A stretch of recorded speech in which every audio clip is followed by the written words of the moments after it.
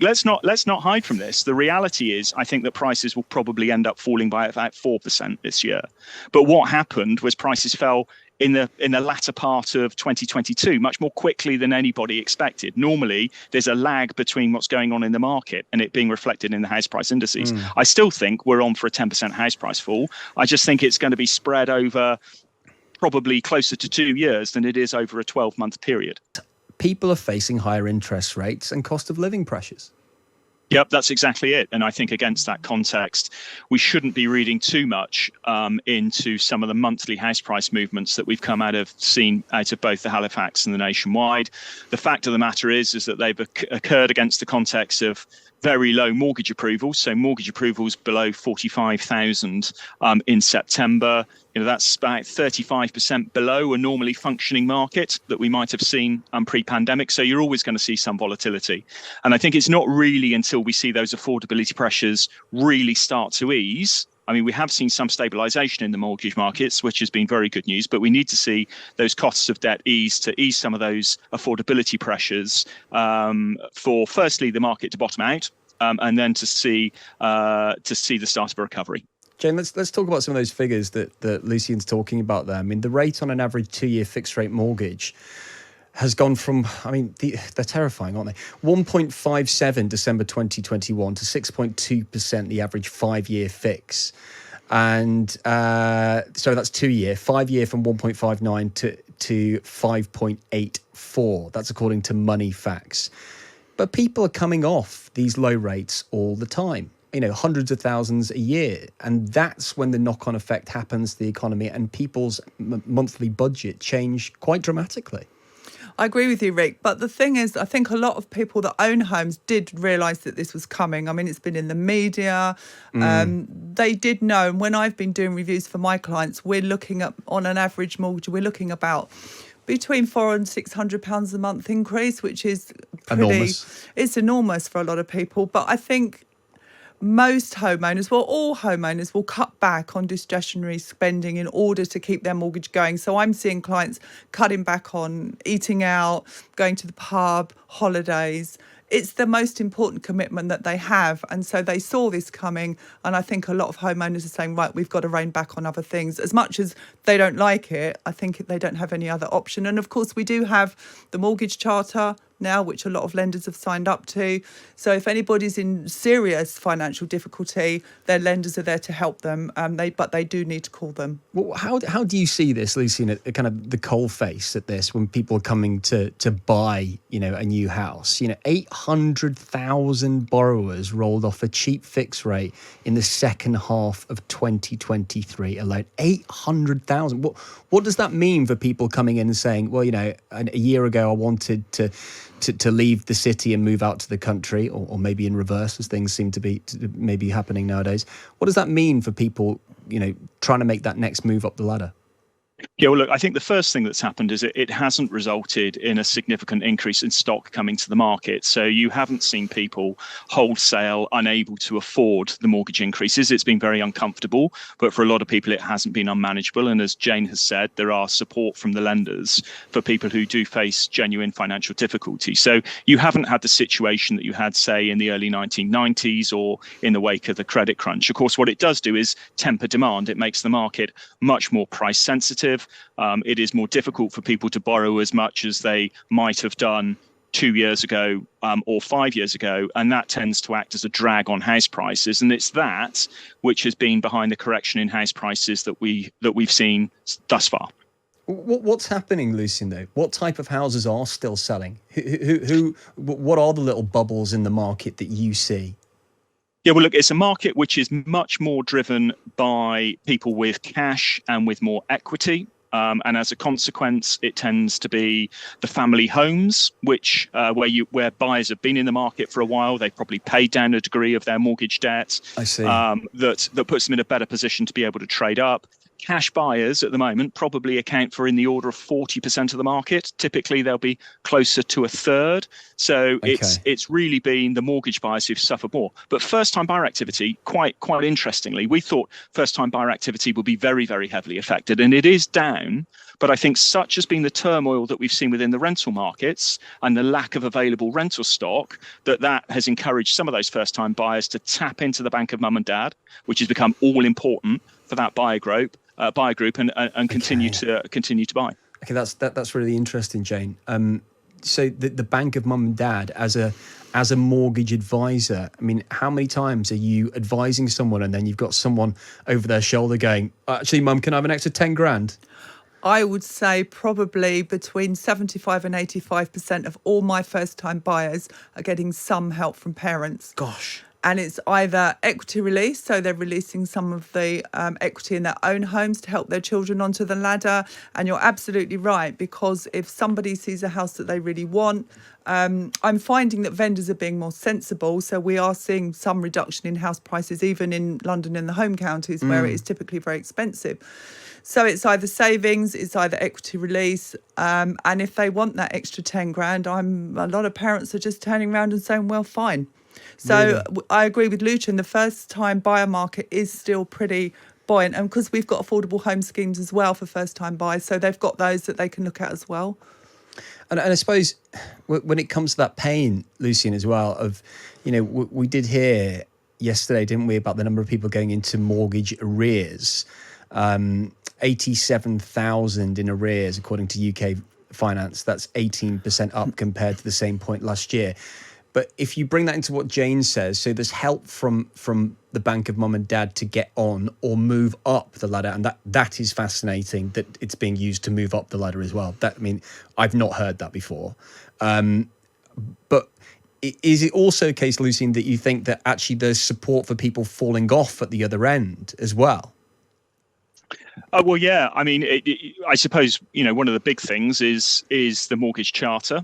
It has been the way that the banks have looked to work with their borrowers to make sure that if they face an unmanageable increase in mortgage costs, they can have the option of going interest only for a period or extending their mortgage term. And now clearly what that means is you're going to be paying your mortgage over a longer period. You're going to end up paying more interest over your sort of life cycle of home ownership. But I think that's been one of the big differentiations between, say, this downturn and the two big downturns that we tend to judge everything by. But yeah, I mean, clearly the big impact is people do have to cut back on discretionary spend. That's where has it a knock-on impact on the economy. And actually, that's probably where the government want it to operate, because it then just starts to bring back inflation. Yeah. The other bit, of course, is more regulatory reform. And that is in the form of the Renters Reform Bill, which is very slowly working its way through Parliament. And that will see the abolition of what's known as the Assured Short-Hold Tenancy Agreement. And that Assured Short-Hold Tenancy Agreement essentially means that landlords historically have been able to get back possession of their property on 2 months' notice at the end of a tenancy. Now that's going. So tenants get much more security of tenure. Landlords will still have strengthened grounds to get back properties where, for example, they want to sell the property, they want a close family member to move in, or where there's rental arrears. But still, they lose a bit less flexibility. And I think that's coming at the time that you've got older landlords approaching retirement and you've got this squeeze on finances. Those are really the key reasons why you've got this really significant shortage of stock available to rent in the rental market. And it's that against demand, which is driving really quite exceptional rental growth in double digits. Now, some of that's supported by wage growth, but it's above wage growth. And, double-digit rental growth, I've been looking at this market for 16 years. It's not something I've seen previously. So it's quite extraordinary times in the rental market. How can you slow down rental growth, in a time where cost of living pressures are so tight? We've seen in Scotland, Lucian, haven't we, that, the SNP have introduced rental caps, but actually what that's done in places like Edinburgh is it's increased rents further. Yeah. And that's where they can be counterproductive, because again, it's another pressure on landlords. It limits the supply of rental stock that is available, and that drives market rents. Market rents further north. Look, I think given the supply demand imbalance that you've got at the moment, Next year, you're going to see rents rise by more than wages. So we're forecasting that rents next year might go up by 6%. But there does become a point in the market when you just hit an affordability ceiling. And the difficulty is knowing exactly when Where that it is. Yeah. Exactly. But I would imagine you'll probably hit that ceiling somewhere over the period of the next 18 months to 2 years. Jane King, mortgage advisor, with me in the studio as well. Lucian Cook there from Savills just saying, 10% increases in rents, Jane. What does that do to people coming to you looking for mortgages? Does that push more people into potentially buying? Well, we've got two issues here. So we've got landlords that are coming off their fixed rates. We're reviewing them, and suddenly the rent doesn't cover the mortgage because of interest rates have increased. So buy-to-let interest rates have increased.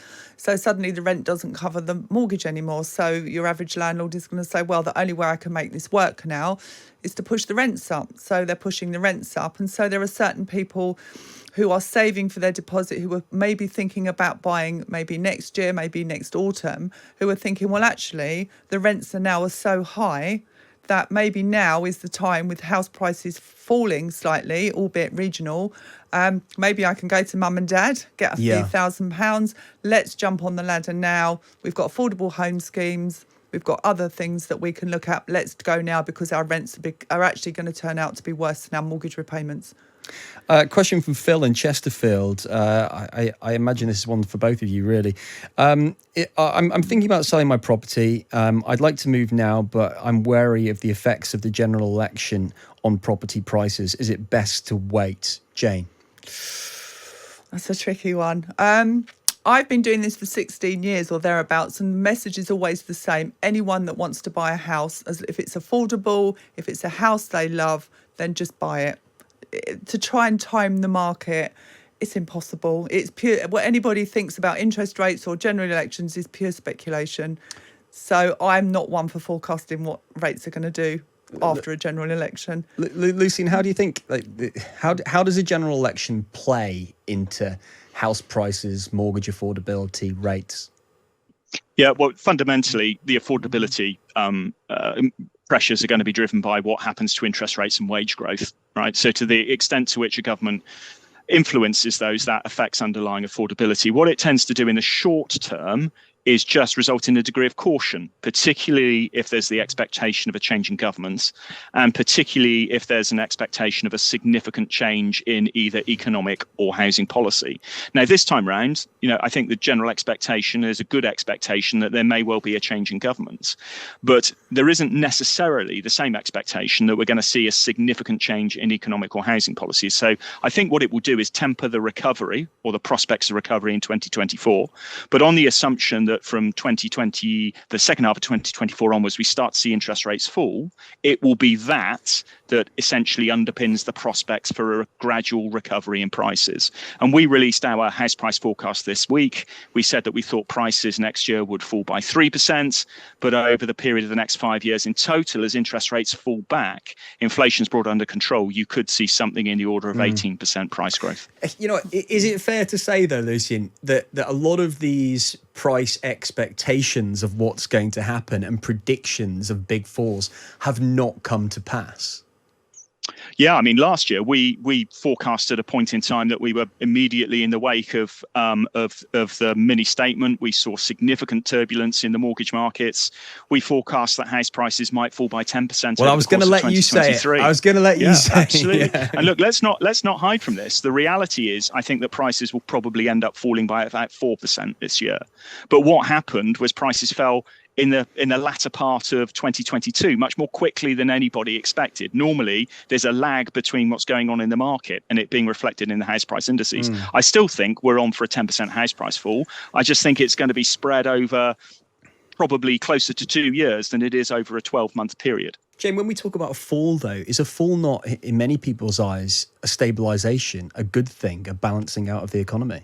Well, I don't have a problem with house prices falling because I think if you're moving, then whatever you lose on what you sell, you gain on what you buy. So house price falls and rises trickle up and down the market. So as long as the first time buyer market is doing well, and it's busy and it's buoyant, which we want low prices for the first time buyer market to be buoyant, it will obviously trickle up the chain. So I, for one, don't see a problem, because a lot of buyers or homeowners, they want their home as a home. It's an investment second, and they've got a reasonable expectation that over a period of time they will make some money on it. But that's not why they buy it in the first place. It's their home. And if they lose a bit when they sell, they gain a bit when they buy, and it goes up and down, up and down. So I don't have a problem with house price falls at all. I think actually it might be a good thing, because a lot of people made a lot of money over COVID. When house prices, as we all know, rocketed because there was all that demand. We had the stamp duty holiday, we had the race for space, so houses outside of London were going through the roof. So a little bit of a correction I don't think is a bad thing. Do you have any fears about the impact of a potential change in government, about what that could do to the tax regime when it comes to buying houses? I think the only thing that concerns me maybe is what they do with investment and buy-to-let landlords. Maybe there may be some changes in taxation there. There have been some things mooted about paying capital gains tax when you sell your main residence, but I think that's probably dead in the water. The Bank of England is independent of government, so interest rate rises, bank base rate rises should be independent of government. So I don't really have any concerns, except for what Lucian said about there may be a degree of caution if we do have a change of government, because nobody quite knows how things are going to settle for a while. Lucian, what about you? A sense of caution, how long would that take to go away? I suspect, as soon as people have the confidence that that change in government is going to mean that we're on a path to recovery, and that there is still the prospect of interest rate falls. I mean, clearly we've seen the taxation of properties being a bit of a political football. Stamp duty has been almost endlessly tinkered with, either to level the playing field between buy-to-let investors or first-time buyers, or give first-time buyers a break. We've seen numerous stamp duty holidays. I think it's quite difficult to make further significant reform to that. Just on Jane's point about introducing capital gains tax on people's main residences, that would disrupt the market. It would essentially eat into the equity that people need to trade up the housing ladder. Could you see that happening? For that reason, because the disruption it would have on housing transactions and the limit that it would have on people's ability to move up the housing ladder and accumulate wealth, which gives them financial security, I think it could be looked at, but I think it's highly unlikely, in my personal opinion. I could talk to you two for the whole hour, but we've only got about a minute left. But Jane, I'll just ask you about what's going to go on with interest rates and how this is going to play out. It looks like we might have hit a plateau now. We've had 2 months where they've been set by the Bank of England at 5.25%, and of course we've seen that knock on, haven't we? I think Nationwide this week became the first lender to launch a sub 5% and a 2-year deal at 4.999%. Too many nines there, I think. 4.99. How is this going to play out when it comes to affordability? Because we've just been in a land of 15 years that have been abnormal, hasn't it? Well, as far as lenders are concerned, the affordability for a mortgage is based on their standard variable rate plus around 3%. So that's what we're looking at when we look to affordability. You're right about Nationwide. We've now got a 2-year fix at sub 5%. I think that plays into the public mindset. They think interest rates are starting to come down. I think some people will sit and wait to see if it comes down anymore. And that sub 5% level, and people may well think, well, actually, let's do it now. So, yeah. So things could drop further? I think without a Bank of England drop. Yeah, I think. Well, what I've been told by lenders is the reason that rates are coming down is because there's no market. So they've got all of this money. They've got all of this money, and nobody's buying. So nobody wants the money. So all they can do. So it's commercial pressure. Is reduce their margins bit by bit by bit, so that eventually they'll hit a sweet spot where people will start buying their fixed rates. Fascinating. Jane, Lucian, thank you both. Pleasure. It's been great. It's been my pleasure too. It's been really enjoyable. Let's keep an eye on this and do it again sometime, because there's so many people interested to hear and fascinated about house prices, and not just house prices but also renewing their mortgage when it comes up, because it's such a big change for people at the moment. Reevaluating those extra, £500-600 like you were saying, Jane, when it comes to changing. Lucian Cook, the head of residential research at Savills. Jane King, independent mortgage advisor on those house price changes. Halifax tell us that for the first time in 6 months, there's been a rise. Okay, it's